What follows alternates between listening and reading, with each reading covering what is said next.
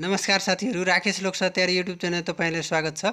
आज म तपाईहरुको माझ लोक सेवा आयोग अप्राप्तितर्फका खरिदार वा सूचना पदको तृतीय पत्र खण्ड सी अन्तर्गत 5.8 निशुल्क कानुनी सहायता भन्ने टपिकको भिडियो लिएर उपस्थित भएको छु। यस्तै चाहिँ अन्य टपिकहरुको पनि भिडियो बनाएर राखेको छु, सो कृपया त्यो पनि गएर हेर्नु होला। आउँदै गरेको मङ्सिर 25 गते हुने परीक्षाको लागि यो भिडियो अत्यन्तै महत्त्वपूर्ण हुनेछ। र यस्तै महत्त्वपूर्ण भिडियोहरुको लागि यो च्यानललाई सब्स्क्राइब गर्न नभुल्नु होला र बेल आइकन पनि थिच्नु होला ताकि यस्तै महत्त्वपूर्ण भिडियोहरुको नोटिफिकेसन तपाईहरुको माझ पुगोस्। अब आजको भिडियोतर्फ लागौं।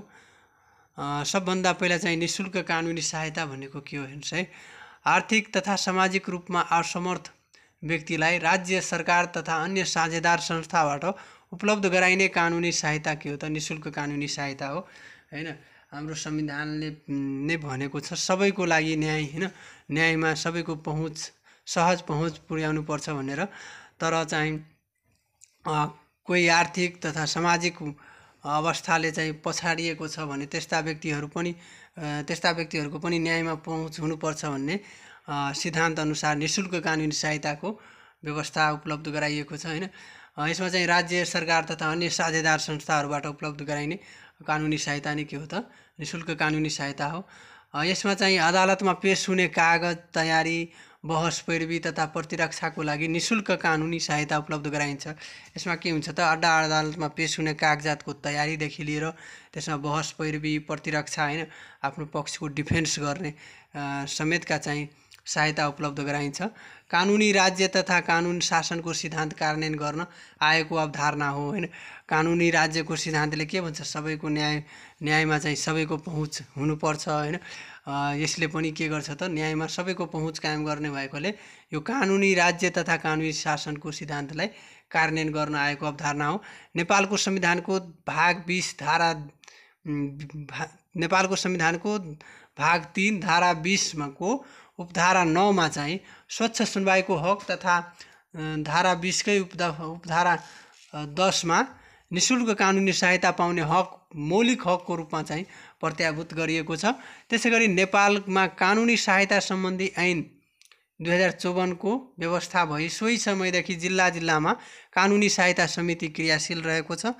त्यस्तै कानुनी सहायता सम्बन्धी नियमावली 2055 अनुसार वार्षिक 40,000 भन्दा कम आय हुने व्यक्तिलाई स्थानीय तहको सिफारिसका आधारमा जिल्ला कानुनी सहायता समितिबाट निशुल्क कानुनी सहायता प्रदान गरिरहेको छ। यसैगरी अब निशुल्क कानुनी सहायताका महत्त्वहरू के हुन् त हैन। सबभन्दा पहिले यसले चाहिँ कानुनी राज्य तथा कानुनको शासनको सिद्धान्त कार्यान्वयन गर्न, त्यस्तै गरिब, विपन्न, आर्थिक रूपले पछाडि परेका व्यक्तिको न्यायमा सुनिश्चित गर्न हैन। गरिब, विपन्न, आर्थिक रूपले पछाडि परेका व्यक्तिको न्यायमा पहुँच हैन सुनिश्चित गर्न यहाँ चाहिँ पहुँच हुनु पर्यो। त्यस्तै न्याय प्रक्रिया तथा प्रणालीमा अपनत्व बोध गर्न, सोशल इक्वालिटी हैन, सामाजिक समानता, इक्विटी समता हैन, एन्ड सोशल जस्टिस भन्नाले सामाजिक सुरक्षा कायम गर्न। त्यसैगरी लोक कल्याणकारी राज्य व्यवस्था स्थापनाको आधार तयार गर्न, स्वच्छ सुनवाईको सिद्धान्तलाई कार्यान्वयन गर्न, न्यायमा सबैको पहुँच स्थापित गर्न हैन। यी चाहिँ निशुल्क कानुनी सहायताका केही महत्त्वहरू हुन्। अब निशुल्क कानुनी सहायता आवश्यक पर्ने लक्षित वर्गहरू हैन, कसलाई चाहिँ निशुल्क कानुनी सहायता आवश्यक पर्छ त? यो चाहिँ विभिन्न कानुन अनुसार चाहिँ व्यवस्था भएको छ। जस्तै कि नेपालको संविधानको धारा 8, त्यस्तै कानुनी सहायता ऐन 2054 को दफा 40, यो दफा याद नभए पनि सिधै कानुनी सहायता ऐन 2054, अब जसलाई याद गर्ने क्षमता छ उहाँलाई रोक्नु भएन हैन, तर याद नभए पनि त्यति दफा चाहिँ गर्नु पर्दैन। सर्वोच्च अदालत नियमावली 2074 को नियम यति भन्नुपर्छ भन्ने छैन। नियम 144 को ख, उच्च अदालत नियमावली 2073 को नियम 157 र जिल्ला अदालत नियमावली 2075 को नियम 102 तथा एकीकृत कानुनी सहायता नीति 2076 समेतको आधारमा निशुल्क कानुनी सहायता आवश्यक पर्ने वर्गहरू देखाएअनुसार रहेका छन्। यी कानुनको आधारमा हैन लक्षित वर्गहरू, निशुल्क कानुनी सहायता पाउने लक्षित वर्गहरू चाहिँ को हुन् त? महिला, दलित, आदिवासी जनजाति, मधेसी, त्यसैगरी थारू हैन, अल्पसंख्यक, अपाङ्गता भएका व्यक्ति, सीमान्तकृत, मुस्लिम, पिछडा वर्ग, लैङ्गिक तथा यौनिक अल्पसङ्ख्यक, आर्थिक रूपले विपन्न, खस-आर्य, श्रमिक, किसान, उत्पीडित वा पिछडिएका क्षेत्रका नागरिक, गर्भावस्थाका व्यक्ति, 40,000 कम आय भएको व्यक्ति, त्यस्तै आर्थिक रूपमा विपन्न थुनुवा हैन, थुनामा रहेको तर आर्थिक अवस्था कमजोर रहेको थुनुवा। अब यी चाहिँ लक्षित वर्गहरू हुन् है। अब नेपालमा निशुल्क कानुनी सहायताको लागि गरिएका व्यवस्थाहरू के कस्ता व्यवस्था गरिएको छ त? सबभन्दा पहिला चाहिँ कानुनी व्यवस्था, के कस्ता कानुनी व्यवस्था भएको छ त? सबभन्दा पहिला नेपालको संविधानको भाग 3 धारा 20 को उपधारा 9 मा चाहिँ स्वच्छ सुनवाईको हक तथा धारा 20 को उपधारा 10 मा निशुल्क कानुनी सहायता पाउने हक मौलिक हककै रूपमा चाहिँ प्रत्याभूत गरिएको छ। त्यस्तै नेपाल कानुनी सहायता सम्बन्धी ऐन 2054 मा एसएनको चाहिँ व्यवस्था भई सोही समयदेखि जिल्लामा चाहिँ कानुनी सहायता समिति क्रियाशील रहेको। त्यसैगरी कानुनी सहायता सम्बन्धी नियमावली 2055 ले चाहिँ के भनेको छ त? यस अनुसार चाहिँ वार्षिक 40,000 भन्दा कम आय हुने व्यक्तिलाई स्थानीय तहको सिफारिसका आधारमा जिल्ला कानुनी सहायता समितिबाट है, जिल्ला कानुनी सहायता समितिबाट निशुल्क कानुनी सहायता प्रदान गरिँदै आएको छ। त्यस्तै ज्येष्ठ नागरिक सम्बन्धी ऐन 2063 ले पनि के गरेको छ त? ज्येष्ठ नागरिकले आफ्नो आर्थिक अवस्था कमजोर भएको भनी निवेदन दिएमा वैतनिक कानुन व्यवसायको उपलब्ध गराउने व्यवस्था रहेको छ। वैतनिक कानुन व्यवसाय भन्नाले अदालतहरूमा चाहिँ एकजना त्यो असहाय व्यक्ति, गरिब हैन, विपन्न व्यक्तिहरूको लागि चाहिँ निशुल्क रूपमा कानुनी सहायता उपलब्ध गराउनको लागि वैतनिक कानुन व्यवसायको व्यवस्था गरिएको हुन्छ अदालतहरूमा। त्यस्तै बालबालिका सम्बन्धी ऐन 2075 ले यसमा चाहिँ निशुल्क कानुनी सहायता तथा आवश्यक अनुसार मनोसामाजिक परामर्श सेवा प्रदान गर्ने व्यवस्था रहेको छ। त्यस्तै घरेलु हिंसा, कसुर र सजाय ऐन 2066 ले पीडित व्यक्तिलाई निशुल्क कानुनी सहायता प्रदान गर्ने भन्ने उल्लेख गरिएको छ। त्यस्तै अपाङ्गता भएका व्यक्तिको अधिकार सम्बन्धी ऐन 2074 ले अपाङ्गता भएका व्यक्तिलाई निशुल्क कानुनी सहायता प्रदान गर्ने भनेर उल्लेख गरिएको छ। त्यस्तै अब अन्य कानुन व्यवस्थाहरूमा चाहिँ सर्वोच्च अदालत नियमावली 2074, उच्च अदालत नियमावली 2073, जिल्ला अदालत नियमावली 2075 चाहिँ यी चाहिँ केही कानुनी व्यवस्थाहरू गरिएको छ। त्यस्तै अब संस्थागत रूपमा के कस्ता व्यवस्था भएको छ त? वैतनिक कानुन व्यवसायबाट कानुनी सहायता। अब यो वैतनिक कानुन व्यवसायबाट चाहिँ सबै जिल्ला र उच्च अदालतमा एक जना चाहिँ के गरिएको छ त? वैतनिक कानुन व्यवसायको व्यवस्था गरिएको छ र सर्वोच्च अदालतमा चाहिँ 2 जना वैतनिक कानुन व्यवसाय कार्यरत रहेका छन् हैन। वैतनिक कानुन व्यवसायले चाहिँ के गर्छ त? त्यो अदालतमा चाहिँ गरिब असहाय व्यक्तिले हैन, विपन्न व्यक्तिले चाहिँ के अथवा थुनुवाले निशुल्क कानुनी सहायता उपलब्ध गराइपाऊ भनेर निवेदन दिएमा चाहिँ वैतनिक कानुन व्यवसायबाट चाहिँ के गरिन्छ त? उसको तर्फबाट बहस पेरवी तथा प्रतिरक्षाका कार्य हुन्छ। त्यस्तै त यो चाहिँ जिल्ला र उच्चमा चाहिँ एक जना हुन्छ, सर्वोच्चमा चाहिँ 2 जना है व्यवस्था गरिएको हुन्छ। अब स्वैच्छिक निशुल्क कानुनी सेवा, यो चाहिँ प्रोबोनो सेवा हो।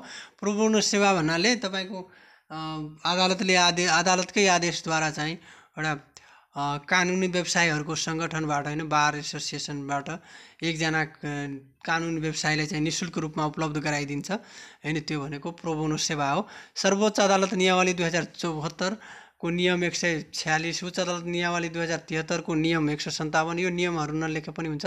जिल्ला अदालत नियमावली 2075 को नियम 104 बमोजिम स्वैच्छिक कानुनी सहायता सम्बन्धी व्यवस्था गरी असहाय, अशक्त, नाबालक, आर्थिक रूपमा विपन्न वा थुनुवालाई निशुल्क कानुनी सहायता प्रदान गरिने व्यवस्था चाहिँ गरिएको छ। त्यस्तै सरकारी संस्थाबाट कानुनी सहायता। अब सरकारी संस्थाबाट कानुनी सहायताको हकमा यसमा चाहिँ जिल्ला कानुनी सहायता समिति, केन्द्रीय कानुनी सहायता समिति पर्दछन्। त्यस्तै गैर सरकारी संस्थाबाट कानुनी सहायतामा चाहिँ कानुनी सहायता प्रदान गर्ने गैर सरकारी संस्थाहरूमा महिला कानुन र विकास मञ्च, माइती नेपाल, साथी रक्षा नेपाल, केआई नेपाल लगायतका संस्थाहरू चाहिँ गैर कानुनी संस्थाहरूबाट चाहिँ के भइरहेको छ त? निशुल्क कानुनी सहायता उपलब्ध भइराखेको छ। यी चाहिँ निशुल्क कानुनी सहायता सम्बन्धी नेपालमा गरिएका व्यवस्थाहरू हुन्। अब निशुल्क कानुनी सहायता सम्बन्धमा देखिएका समस्याहरू हैन, के कस्ता समस्याहरू देखिएका छन् त? सबभन्दा पहिलो रहेको छ स्थानीय तह तथा अन्य न्यायाधिकरणमा वैतनिक कानुन व्यवसायबाट कानुनी सहायता उपलब्ध नभएको भन्नाले वैतनिक कानुनको व्यवसायको व्यवस्था अदालतमा मात्रै गरेको पाइन्छ हैन। यो स्थानीय तह तथा अन्य न्यायाधिकरणहरूमा चाहिँ त्यस्ता व्यवस्था नभएको यो एउटा समस्या भयो। त्यस्तै 40,000 भन्दा कम आय भएका व्यक्तिलाई स्थानीय तहबाट सिफारिस आवश्यक पर्नेमा सिफारिस बनाउन झन्झटिलो हुने गरेको होइन। अब 40,000 भन्दा कम आइरहेको छ भने त्यो चाहिँ स्थानीय स्तरबाट सिफारिस गराएर ल्याउनु पर्यो। अब सिफारिस गराउने चाहिँ के भइरहेको हुन्छ त, झन्झटिलो भइरहेको हुन्छ। त्यही भएर यो पनि एउटा समस्या भयो। त्यस्तै वैधानिक कानुन व्यवसायबाट हुने प्रतिरक्षा प्रभावकारी नभएको। अब वैधानिक कानुन व्यवसायबाट चाहिँ हुने प्रतिरक्षा प्रभावकारी नभएको भन्नाले वैधानिक कानुन व्यवसाय निःशुल्क रूपमा उपलब्ध गराइन्छ। अब निःशुल्क रूपमै काम गर्नुपर्ने छ भनेर अलि चाहिँ फर्मालिटी गरेकै जस्तो होइन, प्रक्रिया मात्रै पुर्याउने गरेको जस्तो चाहिँ गर्ने भन्ने चाहिँ समस्या देखिएको छ। त्यही भएर यो पनि के हो त, वैधानिक कानुन व्यवसायबाट प्रतिरक्षा प्रभावकारी नभएको भनेर समस्या रहेको छ। त्यस्तै वैधानिक कानुन व्यवसायले अदालत तथा असमर्थ दुवै पक्षबाट पारिश्रमिक लिने गरेको आरोप लागेको होइन। अब वैधानिक कानुन व्यवसायले अदालतबाट चाहिँ तलब भत्ता प्राप्त गरिरहेको हुन्छ होइन। अब त्यस्तै असमर्थ पक्षबाट पनि रकम लिने गरेको चाहिँ पारिश्रमिक लिने गरेको गुनासोहरू सुन्न पाइन्छ। यो पनि समस्या हो। त्यस्तै प्रत्येक जिल्लामा दक्ष कानुन व्यवसायको पर्याप्तता नरहेको। अब कानुन व्यवसायकै अभाव रहेको छ। दक्ष कानुनी व्यवसाय चाहिँ प्रत्येक जिल्लामा चाहिँ उपलब्ध नरहेको। त्यस्तै यहाँ चाहिँ प्रोबोनो सेवाबारे चेतनाको कमी होइन। प्रोबोनो सेवा के हो, कसरी प्राप्त गर्न सकिन्छ भन्ने कुराहरू चेतना नै नहुनु। त्यस्तै सबै नागरिकमा निःशुल्क कानुनी सहायता पाउने प्रक्रियाबारे चेतना नपुगेको। अब जसलाई थाहा छ निःशुल्क कानुनी सहायता पनि हुन्छ भनेर अब त्यो कसरी पाउने भन्ने प्रक्रिया नै थाहा हुँदैन। यी चाहिँ केही निःशुल्क कानुनी सहायता सम्बन्धमा देखिएका समस्याहरू। त्यस्तै अब समाधानका उपायहरू स्थानीय तह तथा अन्य न्यायाधिकरणमा पनि के गर्नु पर्यो त, वैधानिक कानुन व्यवसायबाट कानुनी सहायता उपलब्ध गराउने। त्यस्तै वार्षिक 40,000 भन्दा कम आय भएका व्यक्तिलाई स्थानीय तहबाट सिफारिस प्रक्रियालाई चुस्त दुरुस्त बनाउने होइन, छिटो छरितो हुनु पर्यो। त्यस्तै वैधानिक कानुन व्यवसायलाई चाहिँ अदालतबाटै पर्याप्त पारिश्रमिक प्रदान गर्ने होइन। वैधानिक कानुन व्यवसायले चाहिँ अदालतैबाट पर्याप्त रूपमा चाहिँ पारिश्रमिक प्रदान गर्यो भने अन्य पक्षबाट पनि लिनु पर्ने चाहिँ बाध्यता हुँदैन होइन, अथवा चाहिँ लिनु पर्दैन भन्ने चाहिँ यो समस्यालाई समाधान गर्न सकिन्छ। अर्को, प्रत्येक जिल्लामा चाहिँ दक्ष कानुन व्यवसायको व्यवस्था गर्ने, प्रोबोनो सेवाबारे चेतनाको विकास गर्ने, सबै नागरिकमा निःशुल्क कानुनी सहायता उपलब्ध गराउने प्रक्रियाबारे चेतनाको विकास गर्ने होइन। अब चाहिँ हामी यहाँ पढेर पनि बुझ्न पाइरहेको छैन भने अब निःशुल्क कानुनी सहायता प्रदान गर्न पाउनको लागि चाहिँ के गर्नुपर्छ भनेर आम नागरिकलाई त थाहा नहुनु स्वाभाविक नै हो। हामीले चाहिँ पढ्नुपर्छ पनि हामीलाई बुझ्न अप्ठ्यारो भइरहेको हुन्छ होइन। अब चाहिँ केन्द्रीय कानुनी सहायता समितिको गठन है। यहाँ चाहिँ अब हामीले चाहिँ एक दुई ठाउँमा पढ्यो केन्द्रीय कानुनी सहायता समिति, त्यसपछि जिल्ला कानुनी सहायता समिति। यो चाहिँ खासै इक्जामको दृष्टिकोणले महत्त्वपूर्ण नभए पनि अलि जानिराखौँ है। केन्द्रीय कानुनी सहायता समितिको गठन कानुनी सहायता सम्बन्धी ऐन 2054 को दफा 6 बमोजिम असमर्थ व्यक्तिलाई कानुनी सहायता उपलब्ध गराउने सम्बन्धमा आवश्यक व्यवस्था गर्न केन्द्रीय कानुनी सहायता समितिको गठन हुनेछ र सो समितिमा देहायका सदस्यहरू रहनेछन्, जसमा चाहिँ कानुन तथा न्याय मन्त्री अध्यक्ष हुन्छन्। अध्यक्ष नेपाल कानुन व्यवसाय परिषदको अध्यक्ष चाहिँ सदस्य हुन्छ। त्यस्तै सचिव कानुन न्याय तथा संसदीय मामिला मन्त्रालयको सचिव चाहिँ सदस्य हुन्छ। त्यस्तै सचिव महिला बालबालिका तथा समाज कल्याण मन्त्रालयको सचिव सदस्य हुन्छ। अध्यक्ष नेपाल बार एसोसिएसनको अध्यक्ष सदस्य हुन्छ। त्यस्तै केन्द्रीय समितिबाट मनोनित कानुनविद 1 जना सदस्य हुन्छन्। त्यस्तै नेपाल बार एसोसिएसनको सचिव यो सदस्य सचिव रहेको हुन्छ यो केन्द्रीय कानुनी सहायता समितिको हैन। अब यसका चाहिँ केही काम कर्तव्य र अधिकारहरू पनि हुन्छ, जस्तो कि कानुनी सहायता सम्बन्धी नीति एवं कार्यक्रम निर्धारण गर्ने, जिल्ला कानुनी सहायता समितिहरूको काम कारबाहीको रेखदेख र नियन्त्रण गर्ने तथा त्यस्ता समितिहरूलाई आवश्यकता अनुसार निर्देशन दिने। त्यस्तै कानुनी सहायता सम्बन्धी कार्यको लागि जिल्ला समितिलाई अनुदान गर्ने, कानुनी सहायता सम्बन्धी कामको लागि आवश्यक पर्ने रकमको व्यवस्था गर्ने। त्यस्तै सर्वोच्च अदालतमा असमर्थ व्यक्तिको तर्फबाट कानुनी सहायता प्रदान गर्न, कानुन व्यवसायीहरूको सूची तयार गर्ने, जनधारणालाई कानुन र कानुनी सहायता सम्बन्धमा जानकारी गराउन, विभिन्न विषयका परिचयात्मक पुस्तक पुस्तिका विवरण आदिको प्रकाशन तथा वितरण गर्ने र सो कामको लागि अनुसन्धान गर्ने गराउने। त्यसै कानुनी सहायता सम्बन्धी कामका लागि आवश्यकता अनुसार विभिन्न उपसमितिहरू गठन गर्ने तथा त्यस्ता उपसमितिहरूको काम कर्तव्य र अधिकार तोक्ने। केन्द्रीय समितिले आवश्यक पर्ने कर्मचारी नियुक्ति गर्ने। आफूलाई प्राप्त भएको अधिकार मध्ये आवश्यकता अनुसार केही अधिकार एसएन बमोजिम गठित कुनै उपसमिति वा केन्द्रीय समितिका कुनै कर्मचारीलाई प्रत्यायोजित गर्ने। ऐनको उद्देश्य पूर्तिका लागि तोकिए बमोजिमको अन्य काम गर्ने गराउने चाहिँ यो केन्द्रीय कानुनी सहायता समितिको काम कर्तव्य र अधिकार रहेको छ। यो चाहिँ इक्जामको दृष्टिकोणले चाहिँ त्यति खासै महत्त्वपूर्ण छैन, तर पनि थाहा पाइराख्नु होला।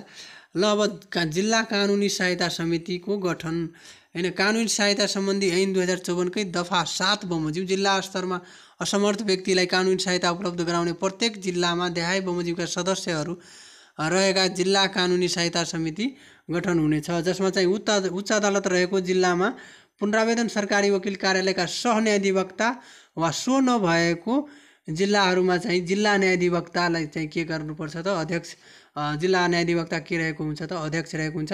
त्यस्तै सम्बन्धित जिल्लाको महिला तथा बालबालिका कार्यालयका महिला विकास अधिकृत सदस्य हुन्छन्। त्यस्तै जिल्ला स्थित बार एसोसिएसनका इकाइहरूमध्ये माथिल्लो इकाइको अध्यक्ष सदस्य हुन्छ, तर काठमाडौँ जिल्लाको हकमा चाहिँ जिल्ला बार एसोसिएसनको अध्यक्ष चाहिँ सदस्य हुनेछ है। त्यस्तै जिल्ला कानुन व्यवसायीहरूमध्ये जिल्ला समितिबाट मनोनित 2 जना कानुन व्यवसायी सदस्य हुन्छ। त्यसै गरी जिल्ला स्थित बार एसोसिएसनका इकाइहरूमध्ये माथिल्लो इकाइको सचिव सदस्य सचिव हुन्छ, तर काठमाडौँ जिल्लाको हकमा जिल्ला बार एसोसिएसनको सचिव सदस्य हुनेछ हैन। काठमाडौँ जिल्लाको हकमा जिल्ला बार एसोसिएसनको सचिव सदस्य हुनेछ, तर जिल्लामा चाहिँ जिल्ला स्थित बार एसोसिएसन इकाइहरूमध्ये माथिल्लो इकाइको सचिव सदस्य यी सदस्यहरू रहेको एउटा चाहिँ जिल्ला कानुनी सहायता समिति चाहिँ प्रत्येक जिल्लामा चाहिँ गठन गरिएको हुन्छ।